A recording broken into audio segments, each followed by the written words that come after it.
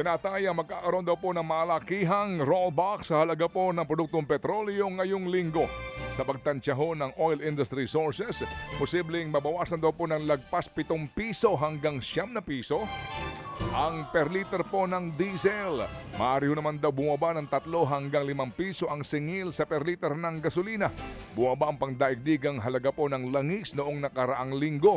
Dahil nga po sa inaasahang negosasyon sa pagitan ng Iran at ng Amerika, parang natuldukan na ang sigalot sa gitnang silangan. Mamaya po abangan nyo yung pinakahuling balita dyan na kung saan po hindi pa tapos itong problema ni Trump, nitong Iran at maging nitong si Israel na nagiging pasaway ngayon. Nagbago na naman ang ihip ng hangin kay Trump. Ay, naku Naku po. po, bago na naman ang Kasi gising, si Netanyahu naman po ang kanyang hindi makontrol ngayon. Eto Sige. naman mga kapatid, sumagot na po ang Meralco sa viral post ng kapatid ni Regine Velasquez na si Kakay Mitra kung saan ibinahagi niyang sumampa sa 70,000 piso ang kanyang bill nitong Hunyo. Paliwanag ng Meralco, natukoy bilang isang high-load service ang account ni Kakay. Ibig sabihin, madalas na malakas ang konsumo ng account ni Kakay Velasquez. Pasok naman daw ang halaga ng bill ni Kakay dahil wala namang kakaiba sa kanyang konsumo kung ikukumpara sa history o pattern ng kanyang paggamit ng kuryente. Nakikipag-ugnayan na rin daw ang Meralco kay Kakay para talakayin ang detalye ng kanilang billing. Kumusta po ba ang bill nyo mga kapatid? Kayo po ba'y tumaas o bumaba ngayong buwan? Sa amin bumaba kahit papano. Kami, bumaba kami ng 4,000 piso kahit papano. Ikayo ba, kamusta?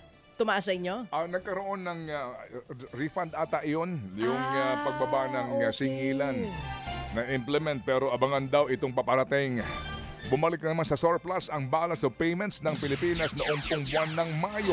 Ayon sa Bangko Sentral ng Pilipinas, umabot po ng $131 million ang BOP surplus ng bansa.